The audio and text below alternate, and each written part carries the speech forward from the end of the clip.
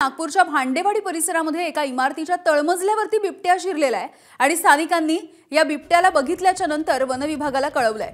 Police आणि one विभागाची rescue team सध्या या ठिकाणी दाखल झाली आहे। मात्र बिबट्याला बघण्यासाठी दुसरीकडे नागरिकांनी मोठी गर्दी केली आहे।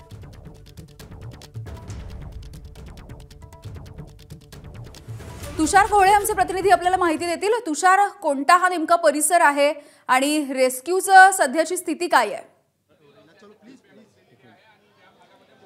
निश्चित आपण वरिष्ठ पोलीस अधिकारी त्यांना विचारूया काय सध्याची स्थिती आहे। सध्या अनिल राऊत आपण यांना विचारूया, तुमच्या घरी बिबट्याला किती वाजता दिसला तुम्हाला? आम्हाला 9:15 सकाळी 9:15च्या दरम्यान दिसला। माझ्या लहान मुलाला दिसला आणि त्यांनी मला माहिती दिली आणि मी जेव्हा वरून जाऊन बघितलं तर खरंच तो बिबट्या दाराच्या मागे लपून बसला होता। आणि त्यानंतर मी पोलीस कंट्रोल रूमला 100वर कॉल केलं आणि त्यानंतर फॉरेस्टला माहिती। वर किती रूम आहे? वर एक स्लॅब आहे आणि वर रूम नाही आहे, जिन्याच्या मागे तो लपून बसला आहे। किती वर्षाचा बिबट्या असेल? त्याचा अंदाज मला माहीत नाही, पण छोटा आहे असं ते वन विभागाचे लोक सांगतात। अनिल राऊत यांचं घर आहे। आपण जर का बघितलं तर आतमध्ये कशा प्रकारे वन विभागाचे कर्मचारी आलेले आहेत, त्यांनी नेट लावलेली आहे। वर जो टेरिस आहे त्या टेरिसवर एक रूम आहे, त्या टेरिसच्या हॉलमध्ये हा बिबट्या असल्याचं बोललं जात आहे आणि स्थानिक पोलीस असेल किंवा वन विभागाचे कर्मचारी असेल, अधिकारी असेल, ते घटनास्थळी आलेले आहे। आतमध्ये जर का बघितलं तर बघा राऊत कुटुंबाचं एक बाजूचं घर आहे। तुमचं घर आहे? हो, आमचेच घर आहे। हा किती वाजता दिसलं तुम्हाला? रात्रीला हो हो। जर का आपण बघितलं तर बघा या खिडकीमध्ये देखील नेट लावण्यात आलेली आहे, कारण की नाशिकचा एक अनुभव आहे। बिबट्या पकडताना अनेक वेळा बिबट्या जिथनं संधी मिळतं तिथनं पडून जाण्याचा प्रयत्न करतो। अत्यंत चपळ असा हा प्राणी आहे, त्यामुळे वन विभागाकडून पूर्ण खबरदारी घेतली जात आहे। स्थानिक पोलीस देखील इथे पाहायला मिळत आहे। मात्र तुम्ही जर का पाठीमागे बघितलं तर बघा पाठीमागे जे बघ्यांची गर्दी ती मोठ्या संख्येने आहे। भांडेवाडी परिसरामध्ये ज्या भागामध्ये हा बिबट्या शिरलेला आहे, ज्या इमारतीमध्ये हा बिबट्या शिरलेला आहे, त्याच्या बाजूला अगदी ही ओव्हरब्रिज आहे आणि अगदी ओव्हरब्रिजच्या अवतीभोवती जर का तुम्ही बघितलं तर मोठ्या संख्येने नागरिक इथे कशा प्रकारे फिरताना पाहायला मिळत आहे। नागरिक इथे मोठ्या संख्येने बिबट्याची एक झलक बघण्यासाठी इथे आलेला दिसून येत आहे। या इमारतीचा जो पाठीमागचा भाग आहे तेथे देखील मोठ्या संख्येने नागरिकांनी गर्दी केलेली आहे। त्यामुळे कारण की या इमारतीमध्ये त्याला बिबट्याला पळायला अनेक असे मार्ग आहे। वन विभागाने जरी त्याला संपूर्ण मार्गाला बॅरिकेडिंग केलेली आहे, नेट लावलेली आहे, तरी मात्र कोणत्याही क्षणाला जसं नाशिकला आपल्याला पाहायला मिळत तसा प्रकार इथे घडू नये। जर का बिबट्या मानवी वस्तीमध्ये शिरला तर त्याला पकडणं आणखी अवघड जाणार आहे किंवा इतक्या मोठ्या संख्येने जर गर्दी राहिली तर बिबट्याकडनं स्थानिक नागरिकांवर देखील हल्ला होऊ शकतो। असं असताना देखील वारंवार पोलिसांकडनं नागरिकांना विनंती केली जाते। बघा बाजूची इमारत, त्या बाजूच्या इमारतीवर बघा हा बिबट्या ची एक झलक बघण्यासाठी खरं तर या संपूर्ण गोष्टीमुळे वन विभाग असेल किंवा पोलीस असेल यांच्या रेस्क्यू ऑपरेशनमध्ये व्यत्यय येत आहे। असं असताना देखील स्थानिकांनी मोठ्या संख्येने गर्दी केलेली आहे। अनिल राऊत यांच्यासोबत जेव्हा आपण बातचीत केली तेव्हा त्यांनी सांगितलं की साधारण पहाटेच्या सुमारामध्ये इथे बिबट्या शिरला असावा। जेव्हा सकाळला 9 वाजता जेव्हा त्यांचा मुलगा वर गेला तेव्हा त्याला दिसला आणि त्या एका खोलीमध्ये हा बिबट्या इथे असल्याचं आपल्याला दिसून येत आहे। एकंदरीत जर का आपण बघितलं तर या संपूर्ण रेस्क्यू ऑपरेशन आता किती वेळ चालेल हे अजून सांगता येत नाही।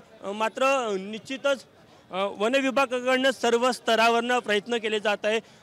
आपल्याला माहीत आहे की बिबट्या ज्या प्रजातीमध्ये कालच राज्य सरकारने बिबट्या आणि मान्य वन्यजीव संदर्भाची बैठक बोलावली। त्या बैठकीमध्ये अत्यंत तीव्र शब्दात चिंता व्यक्त केली होती की कुठेतरी सातत्याने या घटना होत आहे। नागपूर शहरासारख्या भागामध्ये जर का बिबट्या एखाद्या इमारतीमध्ये शिरत असेल आणि अत्यंत दाटेवटीच्या नागरी वस्तीमध्ये शिरत असेल तो निश्चित अत्यंत संपूर्ण धक्कादायक प्रकार म्हणावा लागेल आणि त्यामुळे कुठेतरी आता या संपूर्ण रेस्क्यू ऑपरेशनला किती वेळ लागतं हे बघणं महत्त्वाचं राहणार आहे। पण तुम्ही जर का बघितलं तर बघा तिकडे बाजूला अगदी छोटे छोटे मुलं आपल्याला पाहायला मिळतात। जिथे रेस्क्यू ऑपरेशन सुरू आहे तिथेच अगदी छोटे छोटे मुलं बाजूच्या गच्चीवरनं ते ऑपरेशन बघण्यासाठी आलेले आहे। त्यामुळे त्यांना देखील एक धोका निर्माण आहे, कारण की कुठेतरी नाशिकचा असो किंवा जिथे जिथे याआधी रेस्क्यू ऑपरेशन झालं तिथला अनुभव आलेला आहे की डाट मारल्यानंतर तो बिबट्या बेहोश होईलच याची शक्यता खूप 100% घेता येत नाही। त्यामुळे कदाचित जर का डाट मारल्यानंतर तो बिबट्या बेहोश झाला तर ठीक, पण अशा परिस्थितीमध्ये त्याला थोडीफार जरी शुद्धी असली तर तो आजूबाजूच्या कोणावरही अटॅक करू शकतो, कारण की त्याला जीवाची भीती असते. अशा परिस्थितीमध्ये नागरिकांनी अशा ठिकाणी तो उपस्थित राहणं खूप धोकादायक आहे. मात्र नागरिक वन विभाग असेल किंवा पोलीस असेल यांच्या विनंतीला ऐकायला तयार नाही. आपण बघू शकतो की डाट मारण्यासारखे जे उपकरण आहे ते वन विभागाच्या कर्मचाऱ्यांकडे आहे आणि ते देखील आता पुरेपूर प्रयत्न करत आहे.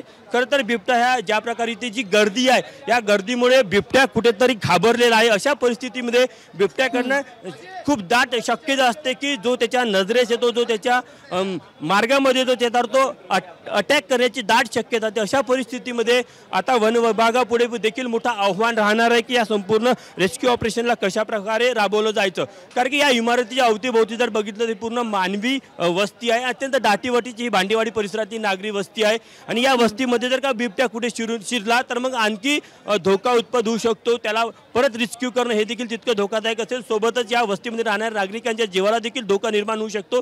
या सगळ्या गोष्टीची काळजी वन विभागाकडनं घेतली जात आहे. वन विभागाचे पथक जेव्हा इथं सुरुवातीला आलं तेव्हा त्यांनी संपूर्ण इमारतीची पाहणी केली आणि जे जे एक्झिट आहे जिथं बिबट्या पळू शकतो त्या सर्व भागाची रेखी करून तिथे पूर्णतः बॅरिकेटिंग किंवा नेट लावल्याचं आपल्याला दिसून येत आहे आणि बिबट्याला पकडण्याचा पुरेपूर प्रयत्न होत आहे. वरिष्ठ अधिकारी आपण त्यांना विचारूया. सर, सध्या नागरिकांना तुम्ही विनंती करता, त्यांचं काय म्हणणं आहे? तर मोठ्या प्रमाणात नागरिक देखील पाहायला मिळत आहे. नागरिक अशा ठिकाणी बघ्यांची गर्दी होतच असते, परंतु आम्ही नागरिकांना व्यवस्थित कंट्रोल केलेला आहे.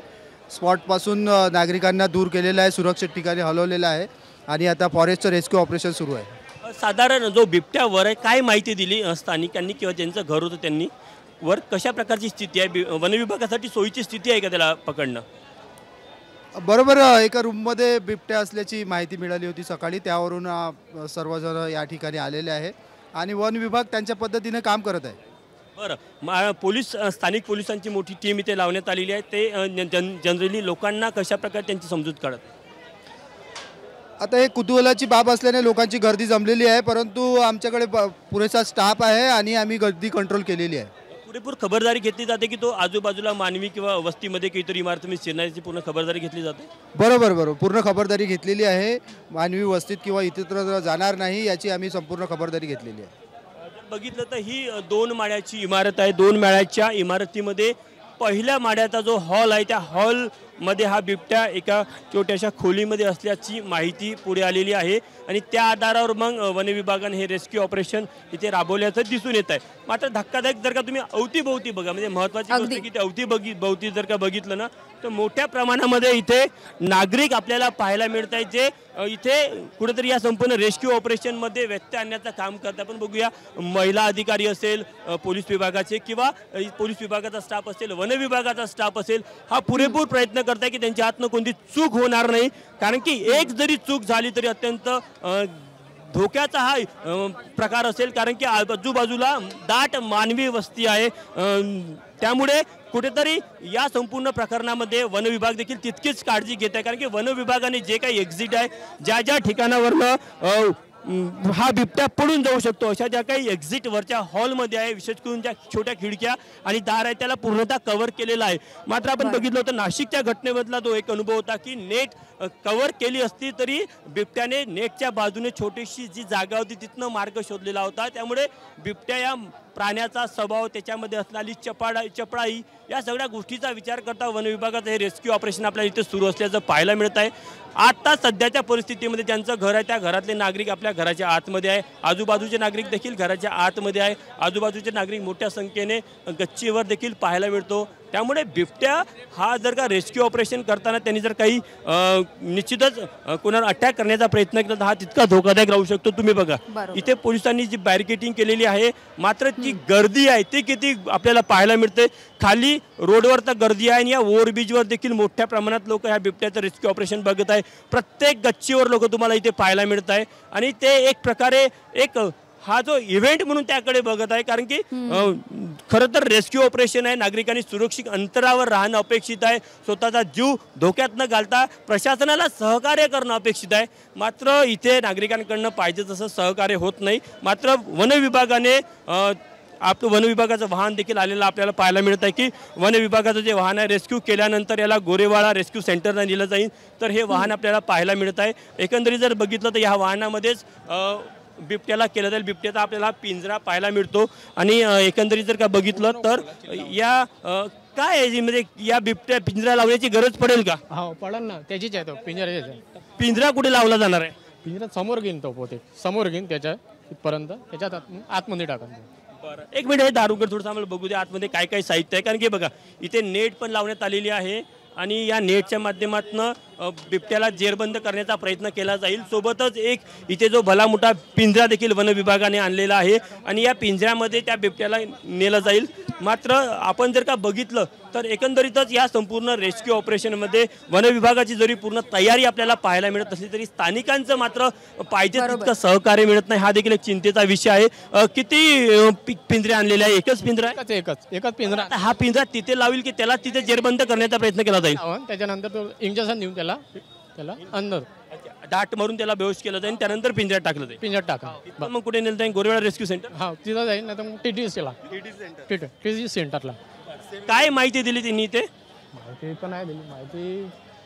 माहिती कसली? बरं, वन विभागाचे काही अधिकारी बोलत आपण त्यांना विचारूया की वन विभागाच्या अधिकाऱ्यांनी जी माहिती दिली त्यानुसार इथे जे रेस्क्यू ऑपरेशन सुरू आहे या रेस्क्यू ऑपरेशनमध्ये मोठ्या प्रमाणामध्ये नागरिकांची हुल्लडबाजी पाहत आहे ती कुठेतरी नियंत्रित करण्याचा प्रयत्न पोलीस प्रशासन आणि वन विभागाकडनं केला जात आहे. एकंदरीत आपण बघितलं तर वन विभागाचे काही कर्मचारी आहे. सध्या काय स्थिती आहे, काय ऑपरेशन सुरू आहे? सर आता सध्या ट्रँक्युलाइजचं एक प्रोसेस सुरू आहे आणि सोबतच बिबट्याला ड्रोनने शोधणं सुरू आहे आणि व्यवस्थित नेट जेरेबंदी करून लेअर एक पॅसेज आहे असा गल्लीसारखा, त्या गल्लीत बिबट्या असेल असा अंदाज आहे. त्याच्या वरच्या 3ऱ्या फ्लोअरला आहे, तिथे एक बाथरूम सारखा आहे, त्या भागात तो दडला असावा असा अंदाज आहे सध्या. जे व्हिडिओ पुढे आले त्यावरनं काय दिसतं? किती वर्षाचा बिबट्या असायला पाहिजे तो? 3.5, 4, 5 वर्षाच्या जवळपास आहे, असं एक्झॅक्ट सांगता येणार नाही. अनेकांना प्रश्न आहे की इतक्या मानवी वस्तीमध्ये दाटीवटीच्या वस्तीमध्ये बिबट्या आला कसा? सर तो चुकून आलेला आहे, ते समोर भुगाव अगदी असं एक त्यामुळे गाव आहे, गेल्या इकडे काही चिखली- वेळापासून या बिबट्याचे रेस्क्यू करण्याचे हे प्रयत्न सुरू आहेत. तुर्तास धन्यवाद माहितीसाठी. एबीपी माझा, उघडा डोळे बघा नीट.